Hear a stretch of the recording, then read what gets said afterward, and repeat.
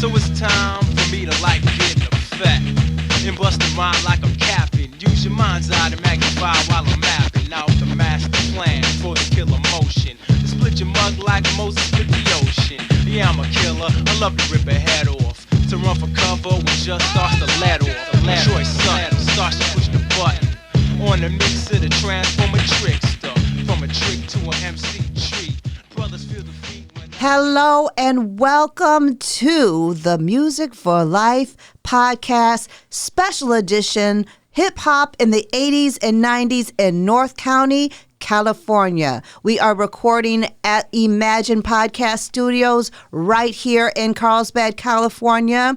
This is a collaboration with Imagine Podcasting and Outwork Dream Killers, an amazing company right here in North County. So for today's show, who we have from back from the past, Frankie Z, along with, from B-Boy Rage, of course, Will Harrison here. That's Frank Zimmerman and Will Harrison. Frank, welcome to the show. Thank you so much for having me. This is an exciting thing. We're going to take you back, Frankie Z. I mean, I have to tell for those that are listening, I used to work at a nonprofit television station, and my husband, he's from Oceanside, and when I told him who I was having come in with your group of high school students over at Oceanside High School, he said, "Wait a minute, Frankie Z?" I was like, no, this is Frank Zimmerman I'm talking about. So you're going to have to take the introduction to Frankie Z. How did you get part of this culture? Take us back. What do you want to say about that time? Fifth grade.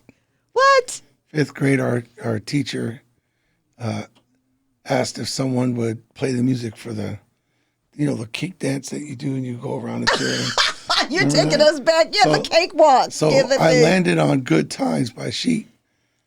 Right? Oh, my goodness. And I just kept pulling the needle back to the same spot, right? And I had a friend that he invited me to his house like a week later, and we go in, open the door, Higgins Street on the east side. And you're talking about Oceanside, correct? Yeah, Higgins Street on the east side of Oceanside, and also known as Pozole. And we go into my friend's apartment, and the music's blasting in one of the bedrooms. And I go in this bedroom, and there's his stepdad, right?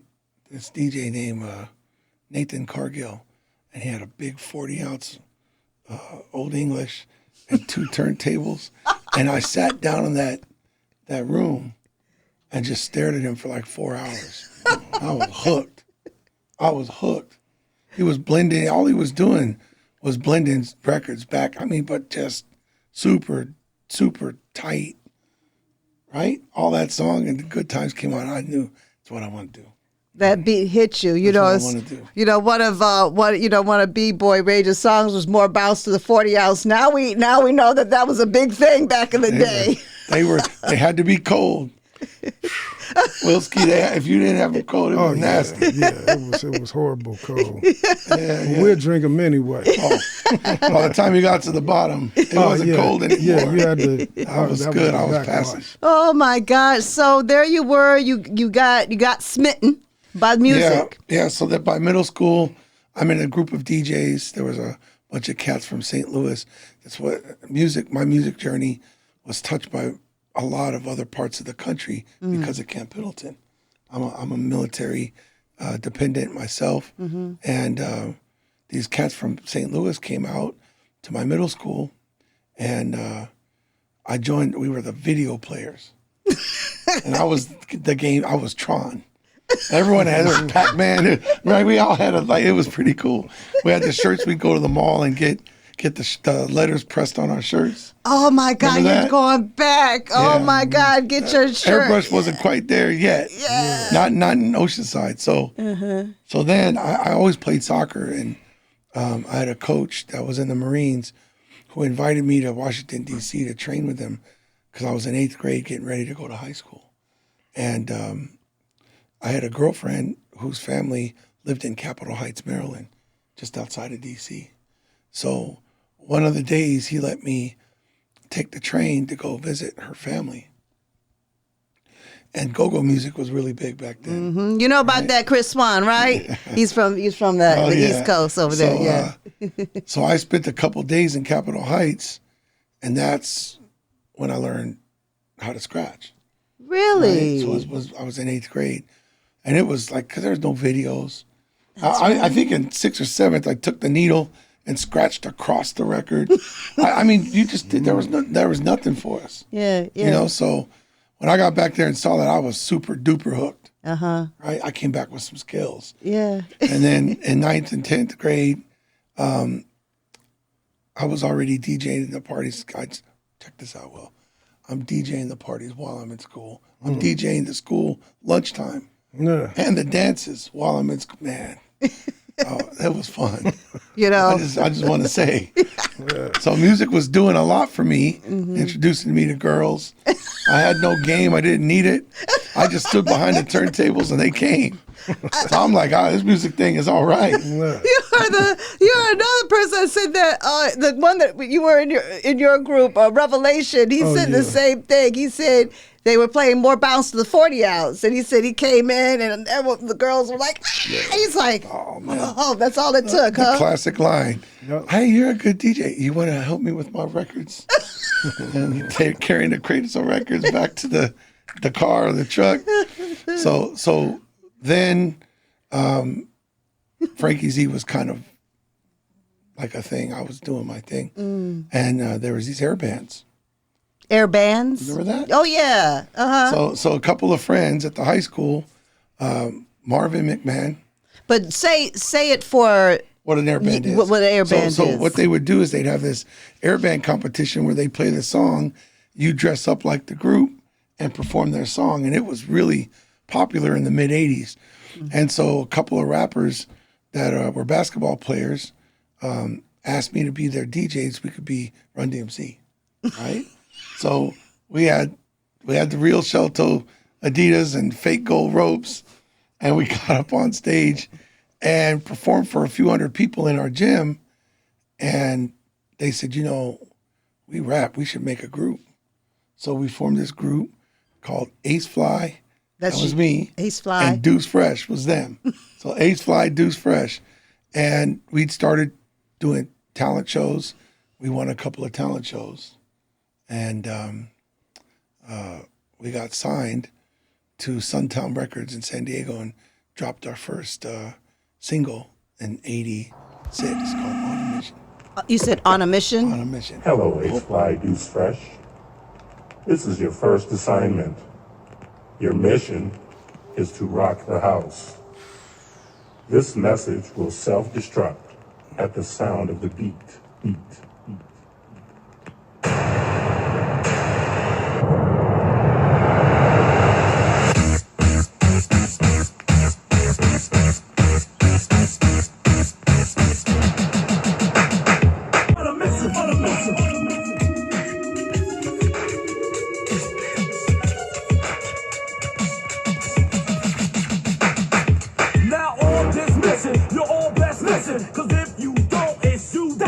I show, but you should know we're on the go. And when we're standing on the stage, we take full control. I always dominate with the rhymes I mention. I'm known to rock the house in 3 dimensions. Never faking, never shaking, but go hard breaking. I'm dressing top choice with the money I'm making. My beat is fresh and my rhymes are deaf. I'm the MC Kid Freaky and I'm going for self. I can rhyme off mine at any time. Go fucking them dollars for my rhyme design. I'ma rhyme a little something for your MC that's sleeping. The party starts to rock it as I start to speak. I'm self-motivated and I'm highly afraid. Every time I say a rhyme, it's fresh cause I made it. Not once have I difference on the MC that's missed. I show a mind, now it's time, and believe me, I'm pissed. You should have chilled, but you ill, now we're playing for kills. Disrespect that I get cause I'm the king of the hill. Around the way they call me Freaky, also known as Hair. Always known to rock the party, take a do or dare. All the MCs try and stop me, but it does not stop me. Many MCs have tried, but none have rocked me. Yeah, it was corny listening to it now, but it was all right. I mean, I still remember it. But we did another competition in LA and we won it. And it came with making a demo. Mm-hmm. And this is what flipped me, because I was just a DJ. So on that auto mission, I'm scratching in horn stuff, and that's kind of what you did. But we drove to LA to do this demo, and not that many people know this story. It's a cool story. So we pull up, and there's this kid out front of the house with the studios in the back, and he's got this boombox with a record player in it. I'd never seen one like that. It was a big boombox with, you put a record in it and play the record in the boombox. So I was like tripping off that. We pull up, and Marvin is from New Jersey, and Kevin is from Wichita, Kansas. And I got a ponytail and a Nissan hardbody mini truck slammed to the ground, straight Cali, right? So this dude runs up on us. He's like, all right, homie, I know where you're from, to me, right? It says, but where the F are you two from, right? And Marvin said, I'm from East Orange, New Jersey, which is right outside of New York. And Kev said, I'm from Wichita, Kansas. And I didn't realize we were getting set checked, right? It was because I was Ice Cube at 16 years old. And they say, who's the DJ? And Laylaw, the guy that found us, takes me around back, and there's Dr. Dre. Wow. And it was 6 hours I spent with him making the beat. But when we made the record, they sent us to the New Music Seminar in New York. And DJ Cheese was scratching with two Word of turntables mouth? on the left. Yeah. DJ Cheese from Word of Mouth. He was in the competition with both turntables on the left. So I started putting both on the right, because he was nice with his left hand. My left hand was okay, but when you put both on the right, it leveled me up. But that meant use the mixer backwards. So Dre, for half an hour, asked me to show him that. And then I said, hey, can I watch you compose the beat? Dude was a monster, man. Wow. Note taking, meticulous with the sounds. I instantly knew that that's what I needed to graduate to. It was making beats. So within the next year, I was already formed a little studio at my mom's pad, the little Casio drum machine, and I was tapping out beats, and that was the evolution from Frankie Z to Frank Z. I became Frank Z at that point. I was 18 or 19. People would still call me Frankie Z, especially the girls. Right? You weren't mad at that, Frankie Z, were you? No, I wasn't. But then the production thing took off. The DJing I kept DJing for 25 years, but really I started making beats, and it became a thing. They were coming from all over Dago to Oceanside, everyone you can imagine. And a couple cats used them to get record deals. And so eventually I signed to Warner Brothers. I had a kid coming around that time, and Marvin from Ace Five Deuce Fresh signed with MCA Records on that. Was that a local group? Marvin was a part of a group called Vicious Beat Posse in San Diego, and they signed to Warner Brothers. I think they're one of the first, if not the first group to sign to a major label. And we went on a tour. They'd sent us on a 35 cities in 42 days. It was crazy, right? But I produced a couple records on that. DJ Gil from Dago did all the other Dago groups. Marvin was from Oceanside, and he was part of my group, but it was just Marvin, and I just did his production. That led to me getting signed to Warner Brothers. Wow. So I signed a publishing deal with Warner Brothers, which I believe I was the first Oceanside cat to sign to a major label. And I'm not very musical from a playing standpoint, but it was a songwriter's deal because rap producers were basically writing 50% of the song. So luckily, I by then had kind of expanded into this crew called the DAM Posse, DAM, Deaf Audio Masters. And we had a graffiti, we had graffiti writers, we had breakdancers and MCs and DJs, right? And one of our graffiti writers had a sister that was a lawyer in LA. So the real thing that happened for me that separated us from a lot of very talented people was Dana Cook, our attorney. And she was intimidating, 6'2". What a monster. She'd walk in a room and, why the hell are you trying to screw my clients? It was nuts. I love Dana Cook, man, because what she did was set us up to survive those first couple years. Like, for instance, 3/4 rate.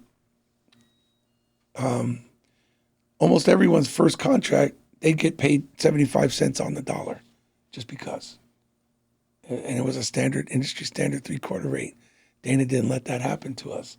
So when you give away 25% of every dollar that you earn, just because the company can do a contract, everyone was getting screwed. Now, but just put a pin right there. Did you know? You didn't know that at the time. It was your lawyer that had to school you, because one of the thematic chords that has been in some of these podcasts, y'all were young. I mean, 20, you were 21. Y'all were the pioneers. Yeah. You know, the people that have come through here. You know, Will is, you know, and all of that is like, y'all did. There was no reference point really. It was completely from the ground up. Correct. Yeah. And if you weren't from LA, it was even worse and harder. There was no social media. You had to make a record. There was no CDs yet, right? That's right. It's 80s Cassette we're talking tapes. about, yeah. Like that was a big deal. Oh yeah. But the quality on those, you know, was what it was. Yeah. So And don't let it get eaten up in the machine. yeah, but we had skills to fix that. Yeah. Give me a pencil and some alcohol and some tape. I got you covered on that. Wow. But yeah, the publishing thing, she set us up for success. Awesome. So that was my journey from Frankie Z into that production piece. And I have to also say, again, for people who are listening to the hip hop culture, you mentioned graffiti writers. What do you mean by that? So the 4 elements of hip hop, right? MC, DJ, graffiti writers, and breakdancing. Those are called the 4 elements of hip hop. And you don't have to do all 4, but those 4 components make up the culture, the subculture. Who was one of your graffiti writers back then? So they were all from New York, man, because the military brought these cats to Oceanside. These 2 brothers from Brooklyn, Ja Love and Mos Def. Yeah. Right? Yeah. They were in my group. And so the graffiti writer that most people out here know of is called Physic. And Fizz was in the first Tribal. We introduced him to San Diego Clothing Company, Tribal. He's in the Hall of Fame in New York, but he's also done a bunch of the subway graffiti while he was out here. So the breakdancers, it wasn't a lot of our Oceanside guys. They were mainly from San Diego. Yeah. And really, to be fair, me, Jules, and Desh, and Terry Tees. I don't know if you know Terry. Terry was here. We had him. Yeah, Terry's my boy. He was part of our crew. Yeah. And so, He spoke on it. yeah, Terry, we were the Oceanside part of the damn posse. It was a lot of fun, man, because I think Terry Tees is definitely top 5 Oceanside rappers. Wow. Period. I'm glad he was Shout out here. to him. Yeah. Yeah. That's he was one of my Yeah. favorites. Yeah. That's my brother, man. Terry Tees. I'm a damager. Terry Tees was Yeah. he was crazy. So I've even got promo pictures of Terry, and then I'm in the background because I was his DJ too.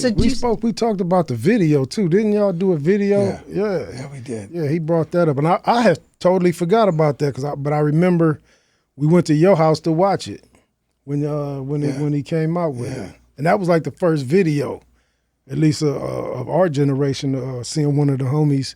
You know, it was like that progression. Like, oh, I know somebody that got a real music video, not go to the mall. You know what I'm saying? And it was dope. Yeah, Terry had skills. Yeah. Was that the gentleman I was trying to encourage to get a cardboard box and break dancing on the floor? Yeah, he said, "Nah, I'm not gonna be able to do that." Yeah. Terry's done well in his life, and I love that brother. We've been through a lot. Yeah. A lot of very good things. You know what I mean? Well, it's funny how music kind of saved us from a lot of trouble our friends were getting into. And, you know, music also introduced me to some trouble. Right before I got out. So Got out of what, though? Music. Okay. Okay. So I told you I was having a son, and, you know, to jump to the end and then we'll fill in the blanks. I also grew up with Junior Seau, who was my best friend throughout my life, best man at my wedding. And, you know, my girlfriend, my baby mama, and I were just, I met her at a party I DJ'd in Dago. Of course you met your baby mama at a party. Unlike the Oceanside girls, she found a way to get pregnant. Right? So now here comes my son, and I wasn't raised to not be in my kid's life.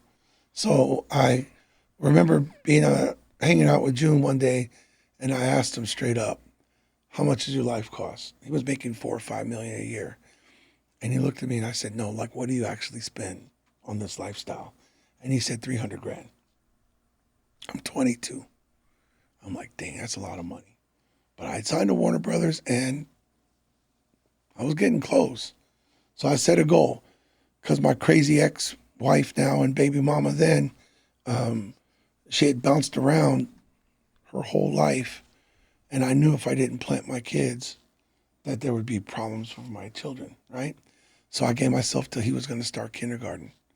And if he turned 5 and I wasn't at 300 racks, then I would walk.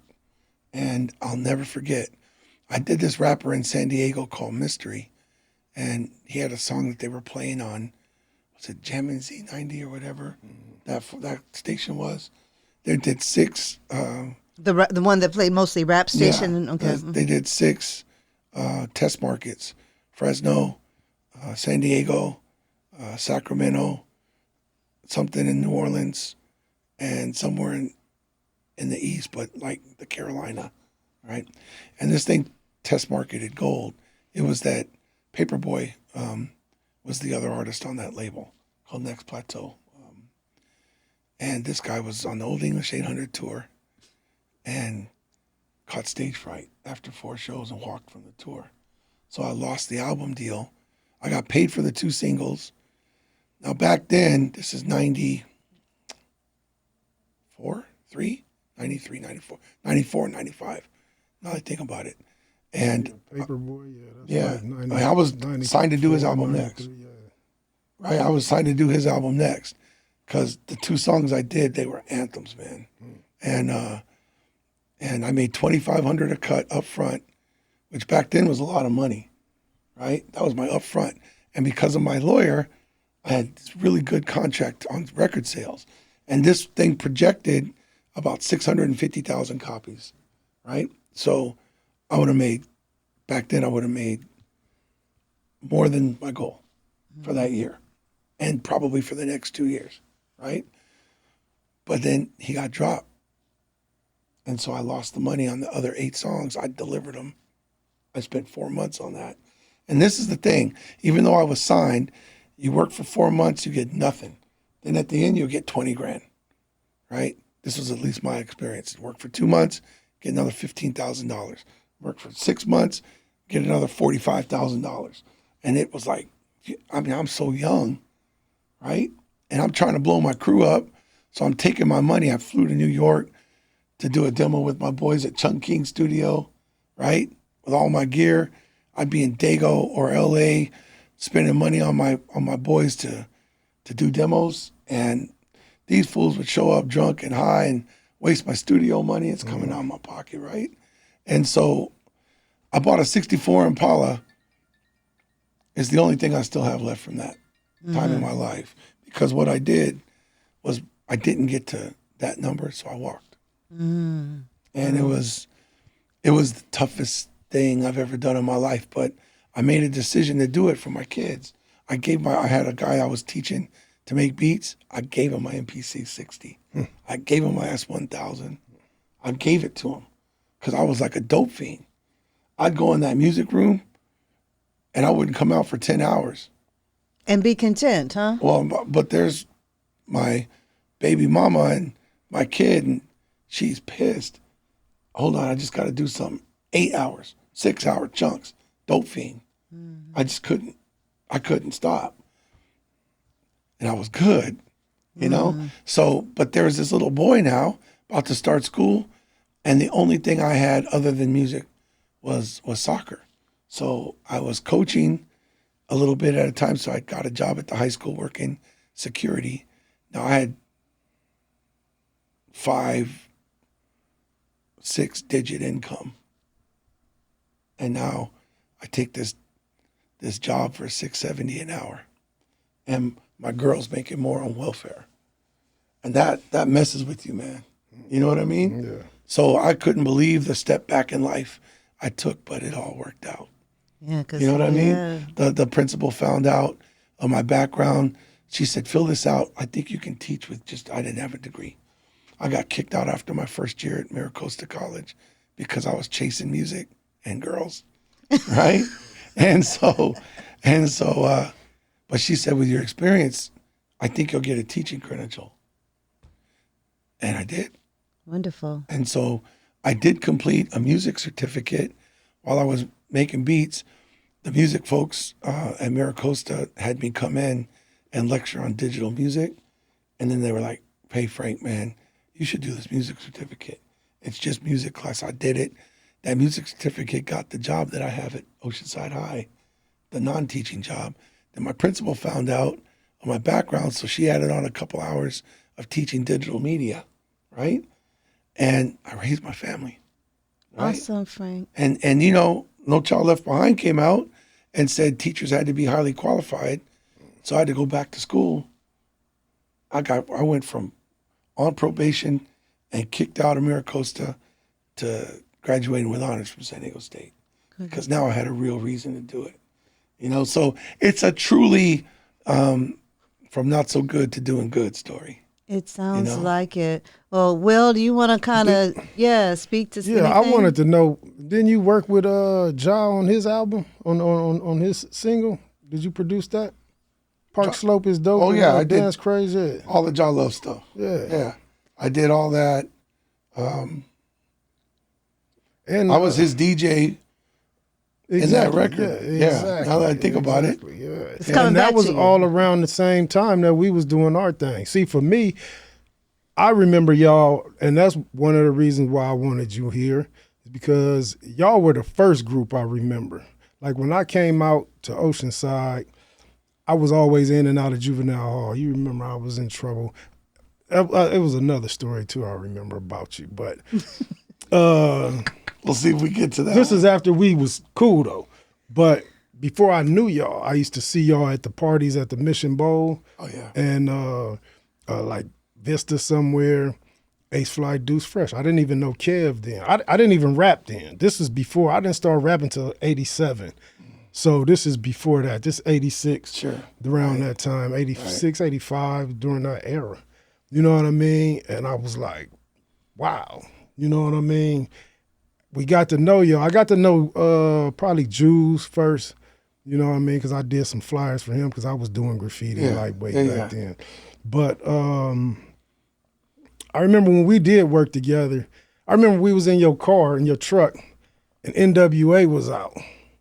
And we was going back to your house to the studio because I was one of them. I remember our sessions. I was hard to work with. I didn't know what I wanted.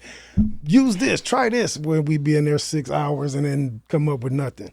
But I remember you asked me, because we was listening to NWA, and you asked me, why don't you rap like this? Why, you know what I mean? You was about what I was doing in the streets.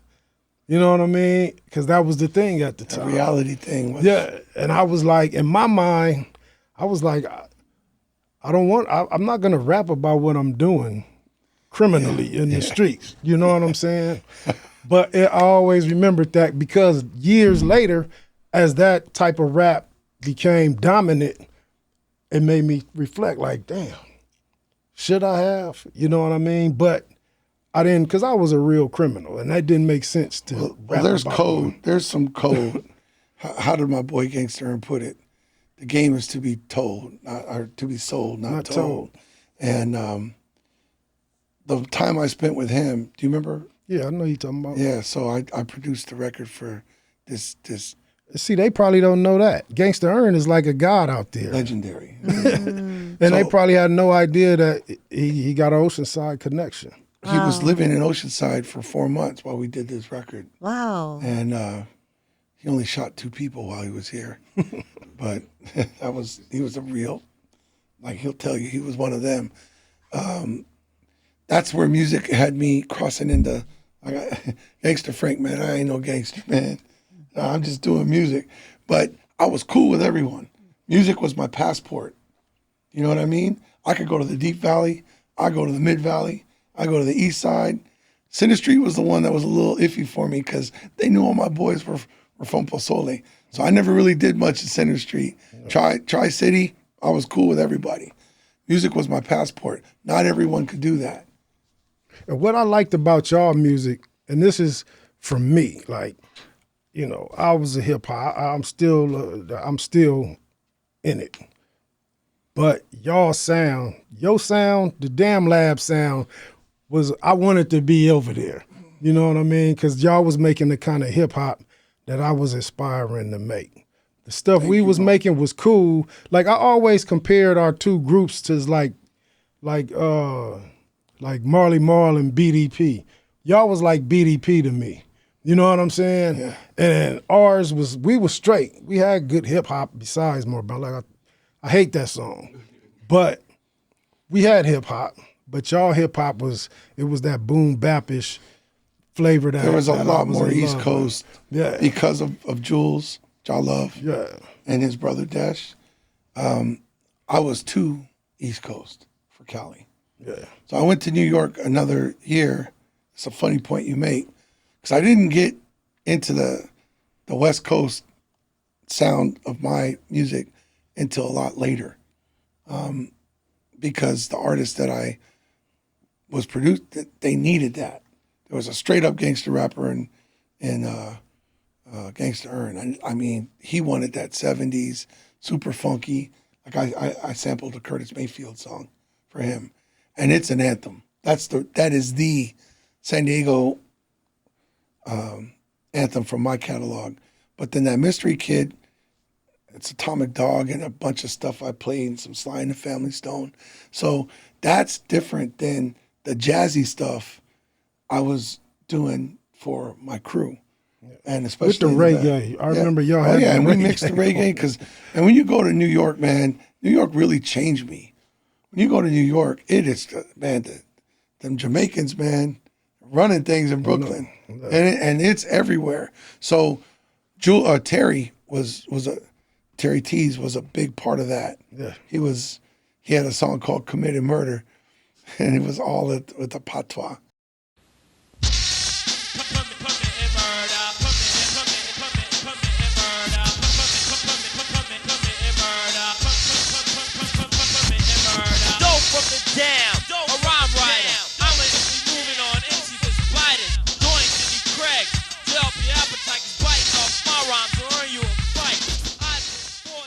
No. Yeah, man. Baby Loke.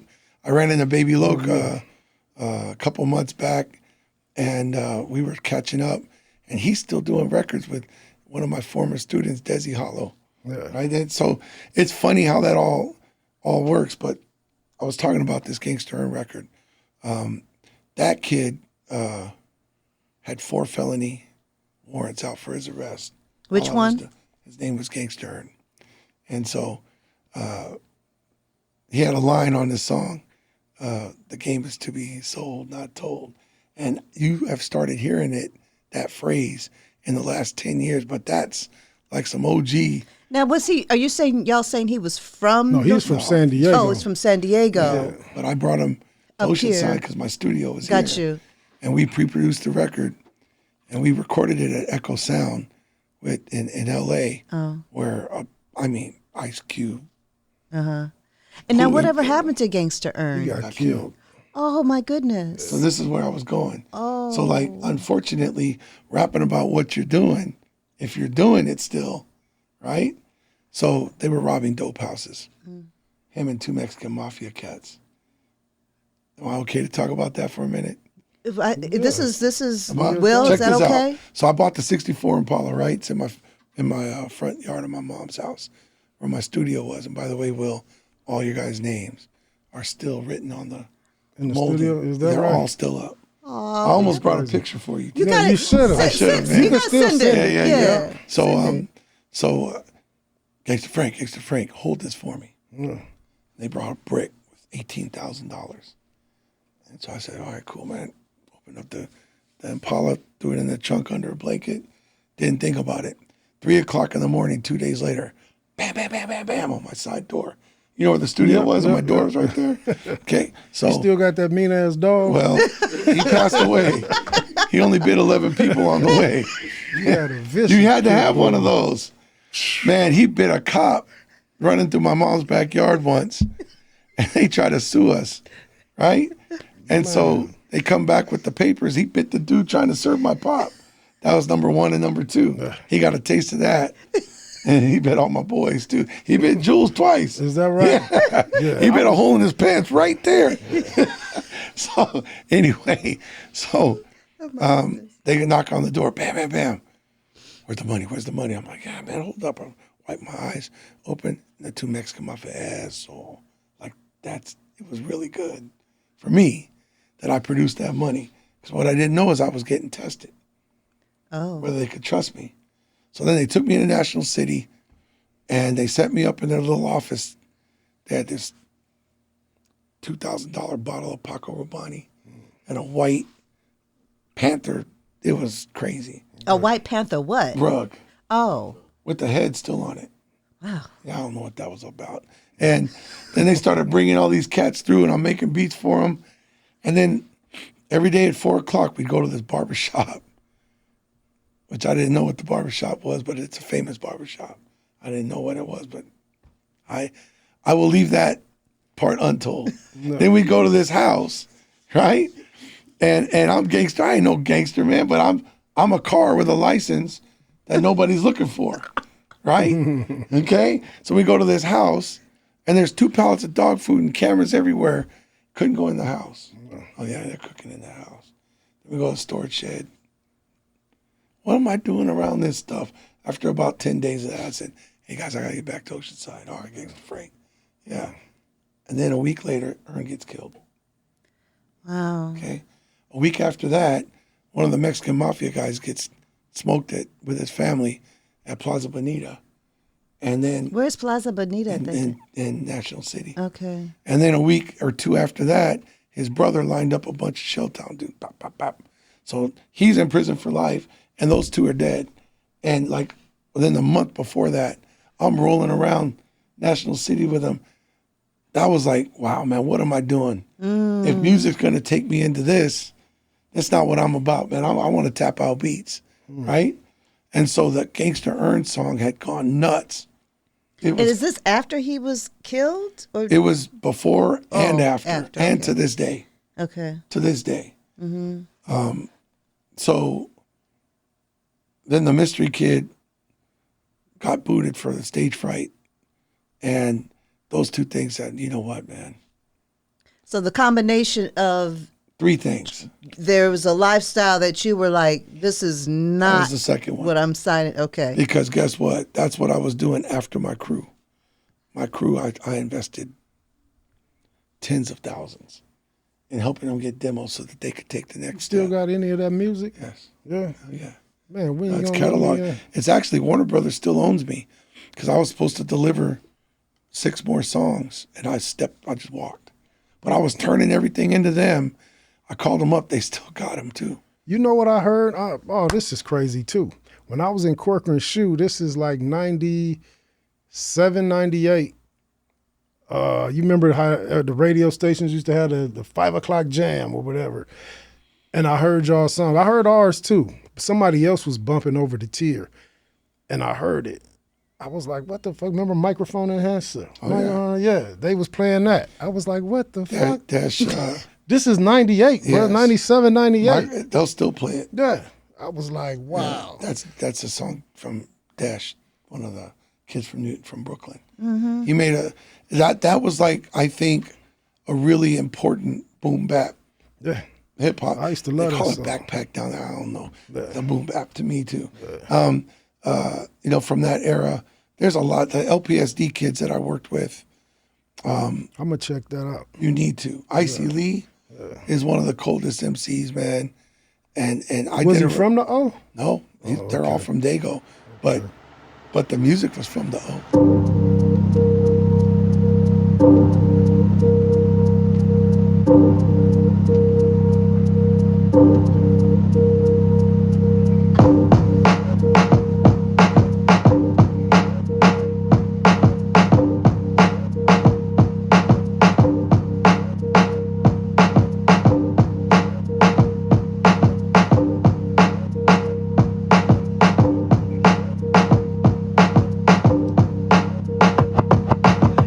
If you think you're burning me this summer and thinking you can freeze me in the winter makes you dumber. They don't call me Dash for nothing. It's a fact, I'll be destroying them seas single-handedly every time I rap. When I attack, feeble minds is terror. If I ever stop rapping, that's it, end of an ever. But until then, I'm the executioner. Like the gang said, whack MCs must die. We have no use for you, so go for your gun because your mic don't work. But if you shoot and miss, you better tie your boots and put them shits to work. Cause my entourage spins through like Taz. What happens after that? If you don't know, you better ask. Nigga rock a bush with Hancock, that's that. LPSD's test for that shit, J real rap.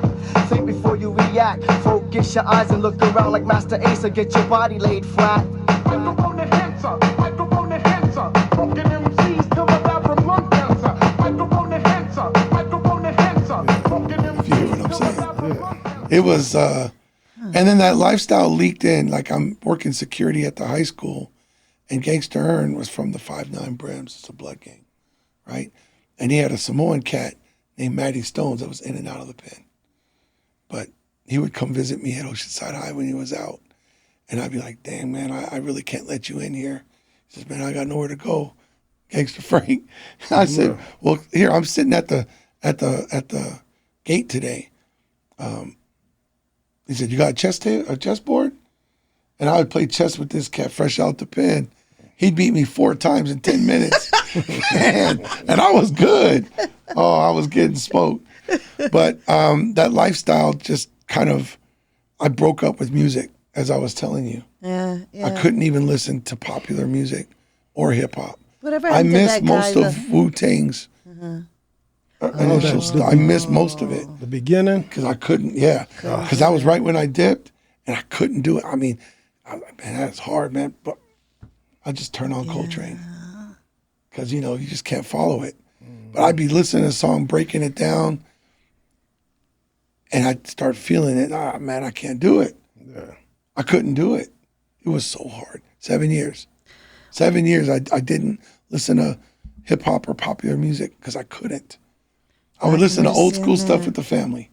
Yeah. You know what I mean? No, I know. Because- I get that. When you have a strong desire for something, when it's like you feel like it's been a down, this is what I've been called to do. I get that. I do. I remember too, talking to you when I was in the county, early 90s, when you was doing something with Scat Cat. Yeah, so the Vicious Beat thing, which was a pretty big deal in San Diego, the MCA Records deal, our manager was their manager.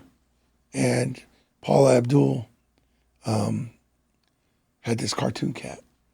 Yeah. And we did a record Remember that? on that cartoon cats thing.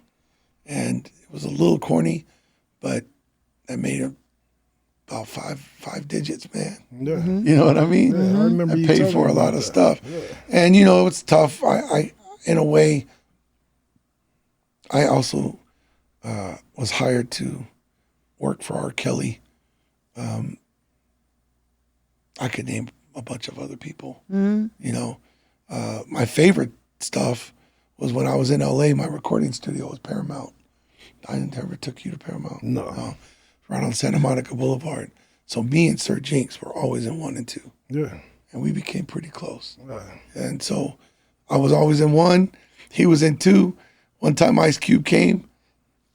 Gangsta Frank, you got the 6-4? Yeah, it's outside. Because I had a digital audio tape instead of in my dash, right? So you could buy one back then with that DAT. So we'd record the DAT, which was like recording a CD on tape, and go out and put it in the Impala. Man, there ain't enough bass. Let's go back in. Yeah, it was like that. Yeah. I got a ticket once for pulling that thing on the parking on the sidewalk, so Ice Cube could jump in it. It was worth the ticket though, because I had met him like 8 years before that when he was 16, and this was him after NWA, right after the Bomb Squad stuff, and he was at his highest point. Show him respect and love, man. So two questions I have. One is the guy that was playing chess with you and you couldn't let him in. Where is he now? I haven't talked to Maddie Stones in at least 10 years. I don't know. Okay. I might have been on the yard. I know I was somewhere with Little Maddie Stone somewhere. We didn't interact, but I remember because I always heard that name because Maddie Stone, the original, was like our era. Yeah. You know what I'm saying? Long, Samoan kid, long, dreads. I mean, that's the thing about these cats is if you show respect and love, right? I was never set tripping, so no red or blue for me, right? I was always wearing black and neutral on purpose, right? I didn't need any more reasons for people to categorize me. So Maddie was really good to me. Ern was really good, man. Good people to my mom, right? So just good people. But yeah, someone broke in my pad and stole some gear from us once. I made one phone call to those cats, and that stuff was on my porch the next morning at 6 a.m. All of it, every piece. So it was good to know them, too. Yeah. You know what I mean? Yeah. And it was good that they weren't from Oceanside, because I could call the troops in. But that life, that music had to, like, it's interesting, man. All the people I've met, Hank Shockley from the Bomb Squad, educated. Very educated group that make it. And then there's the rest of us, I wasn't at the time, that had skills, but we were missing something. For me, having Dana, our lawyer, really catapulted us. Had I not had my son, I would not have left the industry. I was in deep enough and far enough where I probably just needed to go away from my crew and just start working. I'd have done that Paperboy record. It would have all been different. But the way I was raised, Kelly, there's no option. I'd raise my son. I hear you. And my son was amazing. My daughter's amazing. I have a great family. And I now realize music wasn't about me. What music was, and this is crazy to say to someone like you, check this out. I believe music was meant to build my platform. Because then I stood in front of 21 years of students and I would tell the stories. You know what I mean? Yeah. And that Legit. Yeah. And then it would get their attention, right? And many of them have gone on to film careers or like music Desi careers. Hollow, for example. Desi Hollow is Yeah. a great example of that. And so it was not about me making it. I made it. I did what I was supposed to do, Yeah. right? And music, I would like sit up and talk about budgeting. How boring is that? And I'd tell a story. Hey, I got a phone call once from Gemma Corfield at Virgin Records, right? And she calls me into the office and says, Frank, we don't want no album filler, Frank, right? With her English accent. And I said, okay. It's the lady that signed Paula Abdul and Lenny Kravitz. And so I'm sitting in front of her and she says, how's 11 grand all in sound? 11 grand. I'm 21 from Oceanside. That sounds great, right? So I call my attorney. Hey, I just got out of the meeting. How'd it go? Man, she's rough, huh? I said, she was great. Well, what happened? She offered me 11 grand all in. I hear her car. What the F, Frank? What'd you agree to? I said, I agreed to deliver the record for 11 grand. Frank, all in. Yeah, you know that means you got to pay for studio time. You got to pay for the writer. I said, I didn't know that. So what I had to do was I had to book the studio time, and she wanted Cherokee, right? What does that mean? Cherokee studio was probably $200 an hour back then, where the one I would use was like 75, right? But then when Paula walked in, this was for the Cartoon Cat, all white everywhere, Evian water bottles. And then the next day, the little rapper that was a cartoon cat, he wanted Popeye's chicken and Mickey's. He was drinking Mickey's. So I would have to do all that. And off the 11,000. yeah, That's what and they the don't record. see. They don't So see I that. said, yeah, that's okay. All right, I can handle it. So I went to my little South Oak studio. I tapped out the beat, right? Sampled some Wendy and Lisa from Prince's band.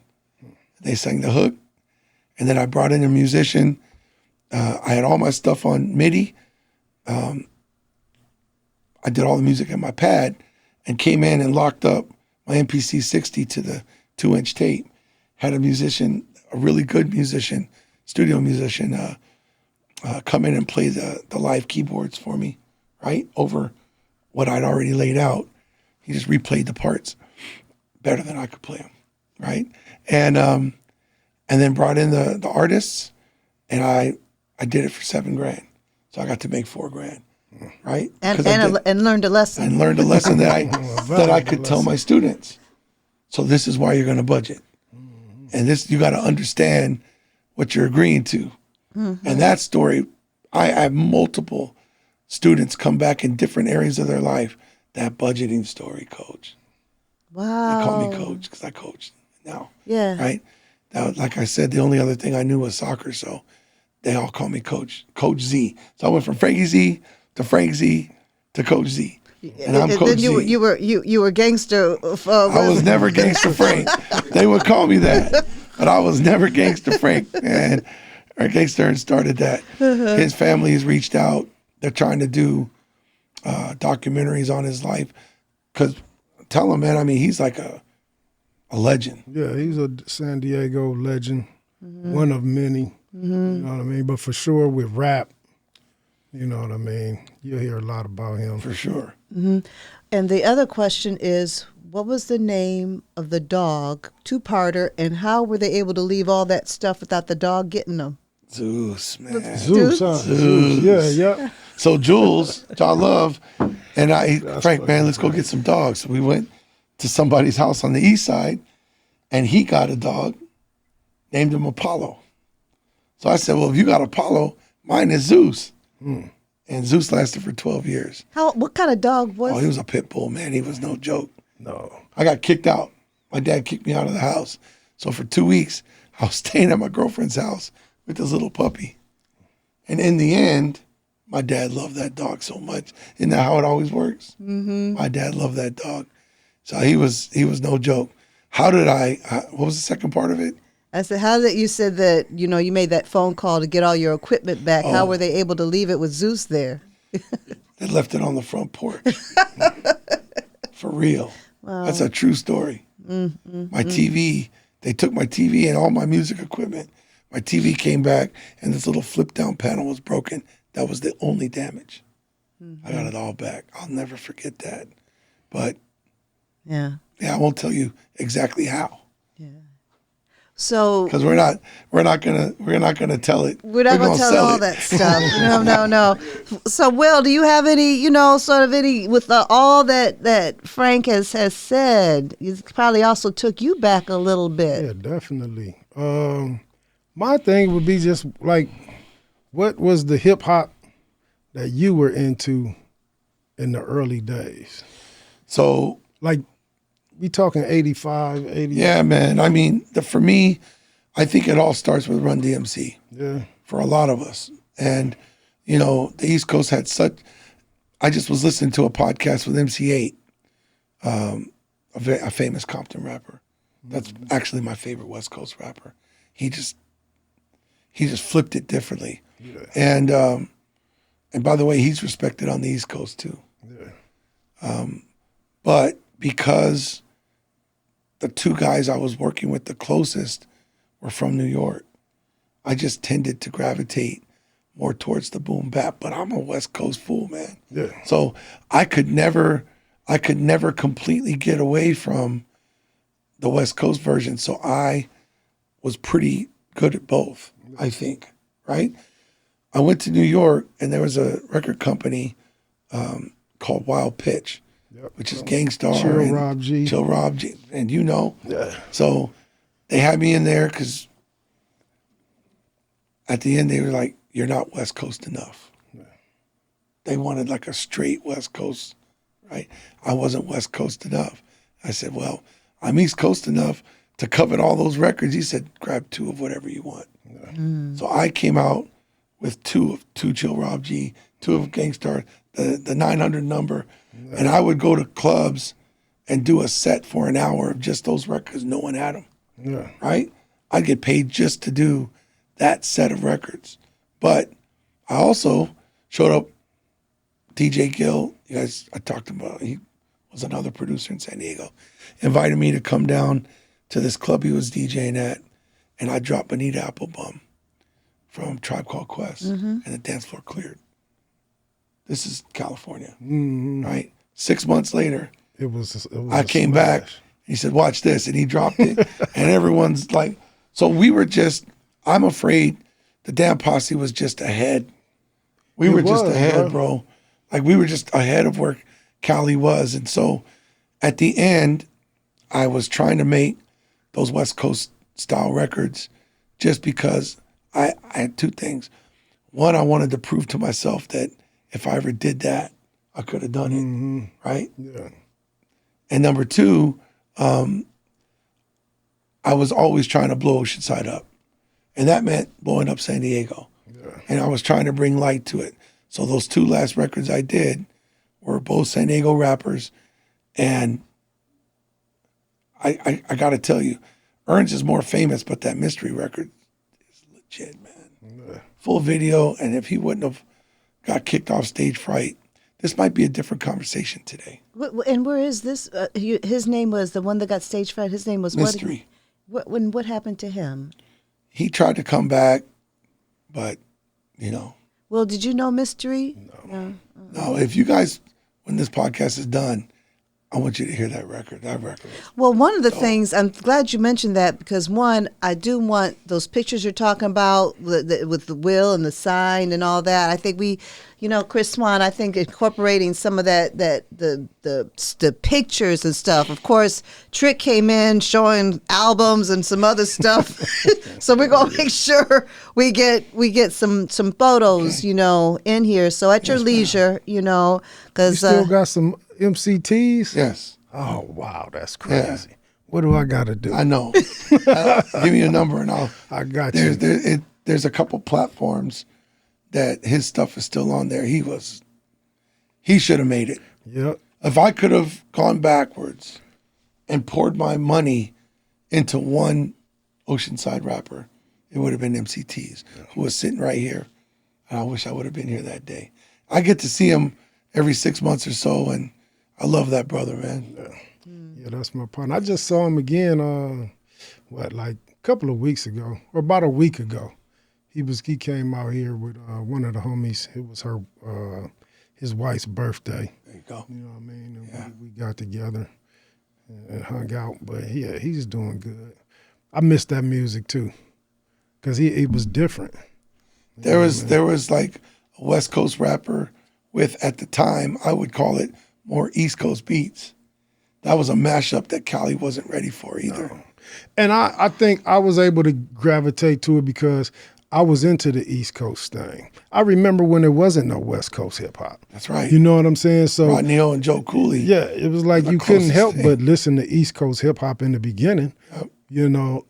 Like you said, and the way Run DMC hit, they kind of just cleared everything else out. True. When that first Run DMC album hit, like everybody else was old school. You know what I mean? Well, the rappers out here, like, I mean, man, I don't know if I should say this because I got in trouble the other day at my barber. E40 can't rap. And they all started attacking me. He's got hits, and I respect him, but I don't think that brother can rap very well, right? And that snobby thing I got from my East Coast. Yeah. You know what I mean? Yeah. Too Short can't rap. Got hits, right? Like I felt the same way for years. I was like, what? What are you listening to? And this is back then. But years later, once I got out of the snob, because hip hop, coming from hip hop culture, not a hip hop listener. Like I did breaking, did graffiti. Rapping was the last thing. I wanted to DJ, but never had all the stuff or the time. But it does make you a snob because you want the pure. You want you know what I'm saying? You want the real. And you could kind of tell the bubblegum stuff or the shock value stuff from the culture stuff where somebody is just really The like authentic OC. talent. It's a song. Remember OC Time's Up? That's like one of those songs that I always like. I want one of those kind of songs. I don't have to be famous or whatever, but I would love to have a classic hip hop song that when you hear it, you know it's hip hop. You know what I mean? And it's the culture. Eventually, Ice Cube, MC8, Mac 10. I mean, you know, they decidedly West Coast, but with some skills. Yeah. And then DJ Quick musically. Yeah. I mean, it got good, but it took a while. Yeah. And it was decidedly West Coast. So it was really different. But man, on the East Coast, from Gangstar to Mobb Deep to all that different stuff that I really loved, you know, it was difficult for me to really enjoy the West Coast hip hop till it caught up. Lyrically. The only one I really respected way back was Ice-T, that Rhyme Pays album. To me, that was like, It was a good album. compared to everything else on the West Coast at that time, that was the gold standard. And I believe that that the Ice-T gave some legitimacy to the West Coast. We needed it. But he was like an uncle to everybody. Right. He was really important, actually, man. Yeah. For real. He understood the whole code out here, but he had connections to the East. And I think he helped bridge a lot of gaps. Yeah, man. most definitely. That's an interesting topic, man. Because everybody else back then, you talking about with the Batter Ram, that was cool. You know, that was my boys, Toddy T and Mixmaster Spade. Yeah. But lyrically, it wasn't on par with that. No, but they were telling a real story. Yeah. That Batarang culture in South Central LA, they just come knock your door down with this. Oh, it was crazy. So, but Rodney O and Joe Cooley, because Joe Cooley was, yeah, on the tables. he was nice. Yeah. So, and then there was some Bay Area, but Dago never really got. No. I got to tell you, I think there's a couple, Mitchie Slick and a couple guys in San Diego are doing that West Coast thing, but San Diego's East Coast style hip hop culture, I think, is better built out. San Diego is just a landing area like Oceanside is for people from all over the country. Yep. And so it's tough for us to have an identity with a lot of things, not just music. Our sports identity. Like, we're the only major town that's not won a major championship in any sport, right? Our fans are getting behind the Padres now, so hopefully they'll do that. But that's a parallel to music. I don't think we have like a singular sound in San Diego hip hop. No. And that's funny you say that, because I've been telling people that, like, even listening to some of the newer cats, I'm like, it's like, man, it's too much sounding like LA or San Diego for the O. When I know the O once upon a time had its own thing going on. Yeah. You see what I'm saying? So, and I still see that continue. There's some good dudes, some good artists, but they haven't, it's like it hasn't evolved out of it's all too wrapped up in the gang aspect of our environment. And I get that. But even back then and back in the days, you had West Coast artists who was gang members, but they didn't put the gang thing at the forefront. You might not even knew they was gang banging. You know what I'm saying? Like Dub C and all of them. All the gang stuff didn't come out until later. Well, he talked about it in that record he did on Desi Hollows. He's like, you know, how everyone's making it easy, right? Social media banging, making it easy on the cops. And it, like, so quietly, what I'm hearing from the distinguished gentleman to my left is that there's certain things you don't talk about. Right. Pretty much. It's supposed to be sold, not told. But what I think happened is that there's money to be made in telling certain parts of it. Right. Well, that's just, it's even journalism. If it bleeds, it leads. That's People right. want, for some, watching That's right. roadkill, it's sometimes people want to gravitate towards that. And the authentic people who did get incarcerated and whatnot, I think I'm more of an alignment with Will. Why would you? So I'm from Michigan, Ann Arbor, and Detroit was is where I would go and hang out. And I mean, that's how Young Boys Incorporated, they went and videotaped all their stuff. I mean, don't you, why would you tell it? Why would you videotape it? Why would you do that? That's just that. Why would you do that? Because then they're gonna, it says right. We heard it in the song. Yeah. We saw the tape, but again. For me as an artist, I was always in that in-between space because I was in the streets, but I was a B-boy. I was a B-boy first at heart. I was in love with hip-hop. And before that, I was in the metal. But hip-hop took me from metal. That's not that uncommon. You know what I'm saying? And punk is the third one. Yeah. And the thing that they all share is the subculture. Yeah. You know how many people I've heard say that from our generation? Because we just gravitated towards stuff that was not mainstream. That was hard. Yeah, man. So at Warner, there was this long-haired rock cat that every time I went there, I'd go visit him because all the stuff that wasn't hip-hop that I liked was in his, he was in control of. Yeah. And so, I think that hard music creates the subcultures, and that 80s era punk and the early 80s hip hop were very similar subcultures. Yeah, Detroit had that band called Death, I think it was the name. It was a punk rock band. And I know Chris Swan, he's really into rock and metal and all of that. So yeah, but I get you. It's that subculture. It's that alignment of we're not doing what everybody else is doing, and that's the authenticity of a lot of this music. It's authentic. I agree. Where does it come from? How can we talk about something esoteric? How can you say where the beats and music and lyrics, where does it come from? How can you, it comes from, some people say God, universe, I don't know, but it comes from a place you can't name. Sure.